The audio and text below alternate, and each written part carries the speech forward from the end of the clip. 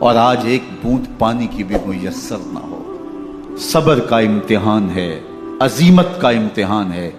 حضرت امام حسین رضی اللہ تعالیٰ عنہ خیمہ زن ہو گئے، 3 دن تک پانی بند رہتا ہے۔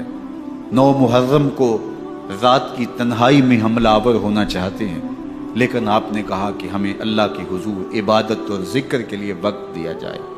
ساری رات ذکر میں گزرتی ہے، عبادات میں گزرتی ہے۔ رات کے اندھیرے میں آپ چراغ بجھا دیتے ہیں۔ آوان و انصار کو کہتے ہیں کہ ان کی دشمنی میرے ساتھ ہے، انہیں میرا خون چاہیے۔ اگر تم رات کی تاریکی میں نکل جاؤ تو میں تم سے کوئی مواخذہ نہیں کروں گا، اور یہ بھی تمہارا پیچھا نہیں کریں گے، اس لیے کہ ان کا مطلوب تم نہیں ہو، ان کا مطلوب میں ہوں۔ جب چراغ جلایا تو کوئی بھی نہیں گیا۔ مسلم بن نوسجہ کھڑے ہو کے کہتے ہیں، حضرت اگر ہمارے بدن کو 70 بار کاٹا جائے اور جلایا جائے اور ہواؤں میں اڑا دیا جائے پھر بھی آپ کا ساتھ نہیں چھوڑیں گے۔ 70 سال کے بوڑھے ہیں حبیب بن مظاہر، کہتے ہیں حضرت آپ کو چھوڑ کے جائیں کہاں، آپ کو چھوڑ کے جائیں کہاں؟ کوئی ساتھ چھوڑنے کے لیے تیار نہیں ہے۔ پیاس ہے، سخت گرمی ہے، کربلا کا ماحول ہے۔ 72 افراد اور خاندان کی خواتین میدان کربلا میں خیمہ زن ہیں۔ دوسری طرف لشکر اعداء اشقیا 22,000 کی تعداد میں مقابلے میں، ایک روایت 30,000 کی ہے۔ ان صرف 72 پیاسے لوگوں کے لیے اتنے لوگوں کو جمع کرنے کا مقصد خوف زدہ کرنا تھا۔ شرط ہے کہ یزید کی بیعت کر لیں، محاصرے توڑ دیں گے، پانی دستیاب ہوگا، اعزاز و اکرام سے نوازا جائے گا، خزانوں کے منہ کھول دیے جائیں گے۔ لیکن حسین ابن علی کہتے تھے سب کچھ لٹ جائے گا، باطل کے ہاتھ پہ ہاتھ نہیں رکھو۔ اللہ اکبر۔ اب صبح طلوع ہوتی ہے، عاشور کا دن چڑھتا ہے، سورج اپنی پوری تمازت کے ساتھ گرمی برسا رہا ہے۔ آج خاندان نبوت کا امتحان زمانے نے دیکھنا ہے۔ رسول اللہ کا لعاب چوسنے والا اس کے صبر کا آج امتحان ہے۔ حضور کے کندھوں پہ کھیلنے والے حسین کا آج امتحان ہے۔ اللہ اکبر۔ حسین ابن علی تمام حجت کرتے ہیں، میں نے تمہارا کچھ نہیں بگاڑا، میں نے کسی کا خون نہیں کیا، میں نے کوئی زیادتی نہیں کی، تم کیوں میرے قتل کے در پہ ہو؟ تم جانتے نہیں میں کون ہوں؟ میں تمہارے نبی کا نواسا ہوں، رسول اللہ صلی اللہ علیہ وآلہ وسلم کے کندھوں پہ کھیلتا رہا ہوں، حضور کا لعاب چوستا رہا ہوں، اور میں بوسہ گاہے رسول صلی اللہ علیہ وآلہ وسلم ہوں۔ لیکن ان اشقیاء کے دل پر کوئی چیز اثر انداز نہیں ہوتی۔ ایک ہور ہے، اللہ اس کے دل میں نرمی ڈالتا ہے۔ پہلے تو امام حسین کو گھیر کے لے کر کے آتا ہے، لیکن بعد میں وہ قافلہ یزید سے قافلہ حسین کی طرف آ جاتا ہے۔ امام حسین فرماتے تو دنیا میں بھی ہو رہے، آخرت میں بھی ہو رہے، آزادی مل جاتی ہے۔ باقی 22,000 کا لشکر جرار امام حسین کے قتل کے در پہ ہے۔ پھر تاریخ نے خاندان نبوت کا وہ انوکھا امتحان دیکھا۔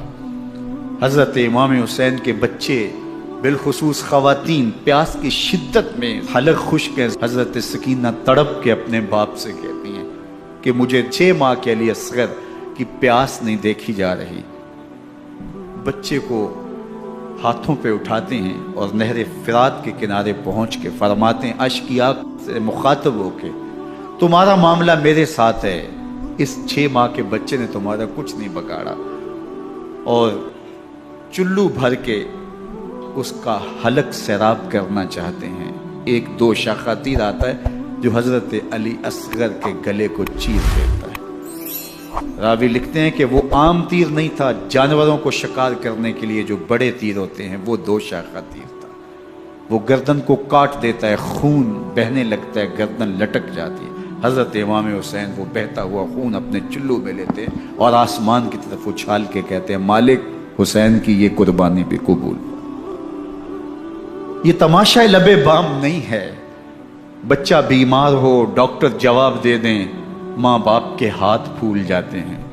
زندگی کی سانسیں ابھی چل رہی ہوتی ہیں، لیکن ڈاکٹر کہے کہ یہ میرے بس کا روگ نہیں ہے، کہیں اور لے جاؤ، تو زندگی کا لف و نشر غیر مرتب ہو جاتا ہے۔ میں سلام پیش نہ کروں حسین ابن علی کو، 6 ماہ کا علی اصغر ہاتھوں میں دم توڑتا ہے، گردن لٹک جاتی ہے، خون بہ رہا ہے، اب خیموں کی طرف بڑھ رہے ہیں لیکن زبان پہ شکایت نہیں ہے، کہتے ہیں مالک حسین کی یہ قربانی قبول کر لے۔ اب خیموں کی طرف آنا، شہر بانو، ام رباب، سیدہ زینب، حضرت سکینہ سلام اللہ علیہا کا سامنا کوئی آسان کام نہیں تھا، لیکن حسین ابن علی آتے ہیں، شہزادے کو یہاں خیموں کے قریب رکھ کے کہتے ہیں کہ یہ حوض کوثر سے سیراب ہو گیا ہے۔ اللہ اکبر، کوہرام مچ جاتا ہے خیموں کے اندر، کیا منظر ہوگا، اور ان کو کن الفاظ کے پیرائے میں ڈھال کر کے ان کیفیات کو بیان کیا جا سکتا ہے جو اہل بیت کے خیموں کے اندر علی اصغر کی شہادت کے بعد کا منظر رقم ہو رہا ہوگا۔ اللہ اکبر، ادھر اشکیا آوازیں دے رہے ہیں، مبارزت کے لیے پکار رہے ہیں۔ زمانے نے پھر وہ منظر بھی دیکھا کہ جوان بیٹے کو 18 سال کی کمائی حضرت امام حسین میدان عمل میں بھیج رہے ہیں۔ وہ علی اکبر جو حسین کا نور نظر ہے، آنکھوں کا قرار ہے، دل کی تسکین ہے۔ اور پھر حضرت علی اکبر جب گھوڑے کی زین سے فرش زمین پہ گرتے ہیں تو باپ کو آواز دیتے ہیں، اور حضرت امام حسین جو ہے وہ آگے جا کے بیٹے کی لاش اٹھاتے ہیں۔ اللہ اکبر، 18 سال کے بیٹے کی لاش کو کندھوں پہ اٹھا کے خیموں تک لاتے ہیں اور ہاتھ پھیلا کے کہتے ہیں مالک حسین کی یہ قربانی بھی قبول کر۔ کبھی قاسم بن حسن کی لاش اٹھا کے لاتے ہیں، کبھی اون و محمد کی لاشیں اٹھا کے لاتے ہیں، بتیجوں کی، بھانجوں کی، بھائی عباس کے کٹے ہوئے بازو اور زخموں سے چھدا ہوا لاشا۔ کیا کیا قیامتیں تھیں جو اس کربلا کے ایک میدان کے اندر نہیں توڑی گئیں۔ حضرت امام حسین پر دکھ پہ دکھ، تکلیفوں پہ تکلیفیں، اب 71 لاشیں اٹھا کے خیموں تک پہنچا چکے، اور ادھر مبارزت کی دعوت دی جا رہی، آؤ میدان عمل میں آؤ، اب دیر کیوں کر رہے ہو۔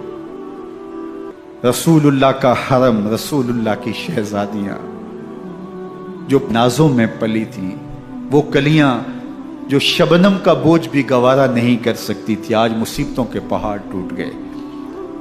حضرت امام حسین کبھی شہربانوں کو، کبھی ام رباب کو دلاسا دیتے ہیں، کبھی حضرت زینب کو کہتے ہیں۔ حضرت زینب کربلا کے اس میدان کے اندر بڑے حوصلے کے ساتھ اپنے بھائی کے ساتھ کھڑی رہی، اپنے 2 بیٹے راہ خدا میں پیش کیے، ان کی لاشیں وصول کی، لیکن زینب جس جرأت کے ساتھ، جس پامردی کے ساتھ اس سارے منظر کو حوصلے کے ساتھ سہتی رہی، وہ یقیناً حوصلہ سیدہ زینب سلام اللہ علیہا کا ہی ہے، لیکن یہ وہ منظر تھا کہ زینب کا دل بھی ڈول گیا جب حسین ابن علی گھوڑے پہ بیٹھنے لگے، اور ان کو گھوڑے میں بٹھانے والا کوئی نہیں تھا، اور جو بھی سوار جاتا پھر واپس اس کی لاش ہی آتی اور حسین ابن علی لے کے آتے۔ آج حسین ابن علی جا رہے ہیں، زندگی کا سارا سرمایہ لٹ رہا ہے، حضرت زینب سلام اللہ علیہا سنبھل نہیں رہی۔ حضرت امام رضی اللہ تعالیٰ عنہ اٹھے اور آپ نے حضرت زینب کو صبر کی تلقین کی اور کہا کہ صبر ہی بہترین ذریعہ ہے اور اللہ کی قربت کا ایک بہترین سبب ہے، اور ان کو صبر کی تلقین کرتے ہوئے فرمایا کہ میرے بعد تم نے اس ذمہ داری کو سنبھالنا ہے، اور ان مخدرات اسلام کی، ان شہزادیوں کے پردے کی تم نے حفاظت کرنی ہے۔ اور پھر گھوڑے کی زین کس کے امام حسین لشکر اشکیا کی طرف بڑھتے ہیں۔ اب خیموں سے سسکیوں کی آواز آ رہی ہے، ان کا سردار، ان کا تاجدار آج سب کو چھوڑ کے کربلا کے میدان کی طرف بڑھ رہا ہے۔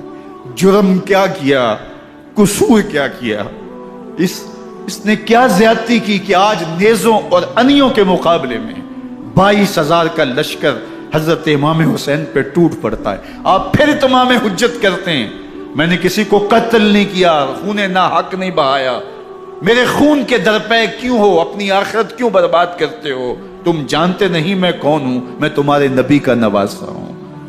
لیکن ابن زیاد کہتا ہے مقابلے میں آؤ۔ پھر حضرت امام حسین رضی اللہ تعالیٰ عنہ مقابلے میں آتے ہیں، اور جب گھوڑے کو ایڑ لگا کے دشمن اشقیاء پہ ٹوٹتے ہیں تو پھر ایسا منظر ہوتا ہے کہ وہ بھیڑ بکریوں کی طرح آگے بھاگتے ہیں۔ 71 زخم کلیجے پہ لیے شجاعت کا یہ پیکر